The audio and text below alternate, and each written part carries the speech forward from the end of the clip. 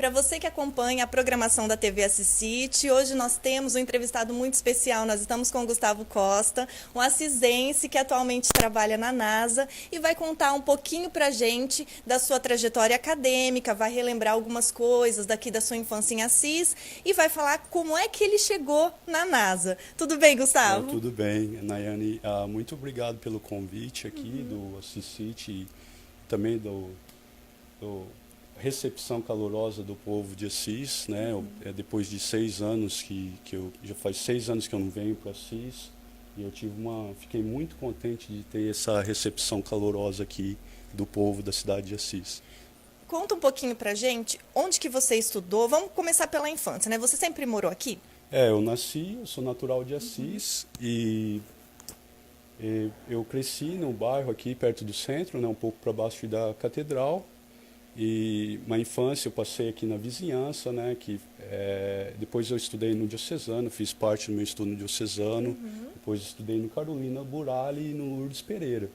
Esse foi toda a minha parte de infância, assim, a minha educação. Foi uma infância muito simples, assim. Eu tive uma vida muito bacana entre os amigos, tudo, né? Tenho uma amizade muito grande ainda com o pessoal de Assis, com os amigos. Tem muitos amigos aqui. E os meus pais ainda continuam aqui, como os meus irmãos também. E depois da faculdade, onde que você estudou? Então, aí depois eu fui cursar, né, o curso de Química na Unesp de Araraquara. Foi onde lá que eu comecei, né, a me engajar mais na parte de ciência, né, na parte de pesquisas.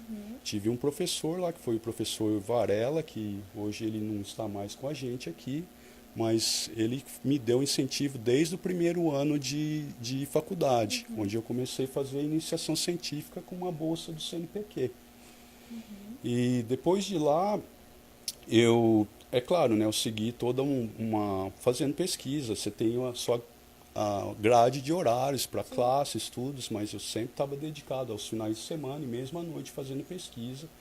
Quando eu terminei a graduação, eu tive vários artigos publicados já em artigos científicos. E antes de me graduar, eu fui trabalhar em São Paulo, numa empresa que faz revelação de filme para cinema. Mas quando eu comecei a trabalhar lá, eu vi que não era o meu padrão, não era a minha natureza, né? Aquela vida constante de você ir no laboratório, fazer a mesma coisa repetida. Entendi. Que eu tinha aquela paixão mesmo por pesquisa. Foi aí onde eu decidi deixar o emprego e aplicar para o mestrado, né, na USP. Aí, claro, né, no mestrado eu comecei o mestrado na USP, no Instituto de Pesquisas Energéticas e Nucleares. Comecei a trabalhar mais com materiais, parte de síntese de materiais, entender as propriedades dos materiais em diversas aplicações. E de lá também terminei o mestrado e segui para o doutorado. Do doutorado, aí que veio a ideia, né? Falei, não, eu estou seguindo a carreira acadêmica, agora eu tenho interesse, né, para ser professor aqui no Brasil. Meu interesse seria de querer um pouco mais de conhecimento e experiência no exterior. E, assim, uma das primeiras oportunidades que apareceu foi para ir para a França ou para os Estados Unidos. Mas aí eu conversando com o meu orientador, eu pensei assim, conversando com ele também, falei, olha, professor, eu gostaria de ir na Europa, que você tem mais contato com outros países, mas eu não falo nada de francês, né? Foi aí que a gente começou a olhar para as oportunidades nos Estados Unidos.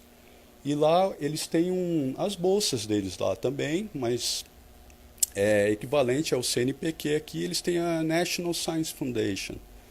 Então a gente escreveu uma proposta de pesquisa naquela época, eu estava no 2º ano de doutorado na USP, e escrevemos a proposta, é claro, eu escrevi com a ajuda do orientador e submetemos para essa National Science Foundation. E eu achei que não ia ser aprovado. Aí recebi um e-mail, eles me aprovaram que eles iam me pagar, né, a parte de estudos na Universidade de Califórnia, para fazer parte do meu doutorado lá. E também, o que é diferente daqui, eles pagam seus estudos e também pagam salário para você. Foi daí que eu fui para a universidade e lá que eu me lancei, foi minha base de lançamento pro mundo científico, na comunidade científica nos Estados Unidos e no mundo. Já tem quanto tempo isso? Olha, quando eu fui da Universidade de Califórnia já fazem 11 anos já. E também depois de lá, né, eu fiquei, antes de terminar o doutorado, a professora já fez um convite para mim para continuar trabalhando com ela. E eu trabalhei lá também continuei trabalhando como pesquisador, né, ou eles falam pós-doc lá, o pós-doutorado. Dei aula na graduação lá para Química, né, da Universidade da Califórnia. E de lá eu comecei a procurar outras oportunidades, onde surgiu a oportunidade do Laboratório Nacional de Los Alamos, né, que é o Los Alamos National Lab, que é muito famoso porque eles construíram a primeira bomba atômica. Então, um laboratório nuclear. E a partir da Universidade da Califórnia eu comecei a trabalhar mais na parte de termoquímica, né? E me especializei em termodinâmica, que na verdade a gente conta caloria de materiais para ver como eles são resistentes em diferentes condições de temperatura, pressão, e depende do ambiente que o material é exposto. E de lá eu acabei ficando mais um tempo lá, né, no Los Alamos. Aí de lá eu acabei voltando para a Universidade da Califórnia, aí também procurando mais oportunidade de pesquisa, quando surgiu essa oportunidade na NASA. Eles estavam procurando uma pessoa que é especializada em termoquímica, mas de exoplanets, que são termoquímica de planetas fora do sistema solar. Falei, bom, eu pensei, né, antes de submeter a proposta, eu entendo um pouco de termoquímica, né? Mas planetas, né, é uma área nova para mim, mas é tudo a mesma coisa, né? Eu falei, não, eu vou escrever uma proposta de pesquisa e vou submeter. Que legal. E aí acabei submetendo essa proposta de pesquisa. Aí passou, acho que foi uns 2 meses, né? Eu recebi um e-mail da NASA que geralmente é uma pessoa, um outro pesquisador lá. Ele falou, nós gostaríamos de fazer uma entrevista com você. Eu falei, tudo bem. Aí eu me desloquei, né? Eu lembro nesse dia que eu me desloquei lá da Davis, né? No norte da Califórnia, onde tem a Universidade da Califórnia, para Cleveland. Aí passei o dia lá, né, que é normal, isso é de praxe nos Estados Unidos. Eu passei o dia conversando com diferentes pesquisadores ou cientistas, né? E aí depois dei uma apresentação lá em torno de 1 hora, dos meus últimos anos de pesquisa, os resultados, apresentei os resultados e também apresentei a proposta, né, para estudar esses planetas fora do sistema solar. E o que foi legal é que falei, nossa, mas como que eu vou estudar uma coisa que os astrônomos aqui da Terra, que eles observam, né? Como que eu vou fazer um experimento que eu vou vaporizar um planeta? Eu falei, nossa, isso é muito louco. Aí o que eu fiz? Falei, não, você vai na literatura e vê que os astrônomos, eles são, assim, eu tenho uma fascinação pelo trabalho deles, né? Porque o que eles fazem, assim, né? Uma distância muito grande, eles conseguem, assim, com espectroscopia, que se observar a luz, qual a composição química do planeta. Aí, mais ou menos, a composição química, você sabe qual que é a composição química de um mineral, por exemplo, que se assemelha bastante ao mineral desse planeta. Aí você usa esse mineral como representativo de um planeta bem distante. Foi aí que eu desenvolvi esse experimento, né? Você aquece, né? Estou falando em temperaturas que vão acima de 2.500 graus. Você aquece esse material, esse mineral, e depois você usa em instrumentos analíticos, né? Que muitos professores de química aqui, eles dominam essa área, né? Eu tive treinamento nessa área, mas na verdade eu acabei aí desenvolvendo esse equipamento, né? E usando esse equipamento para estudar e reproduzir um planeta, né? Como que é o seu local de trabalho? Como que é a sua rotina, o seu dia a dia? O meu dia a dia, assim, que eu posso descrever é como ir para a Disneylândia, né? Disneylândia dos cientistas, porque eu brinco, assim, né? Porque, na verdade, eu vou lá e brinco, né? Você constrói as coisas.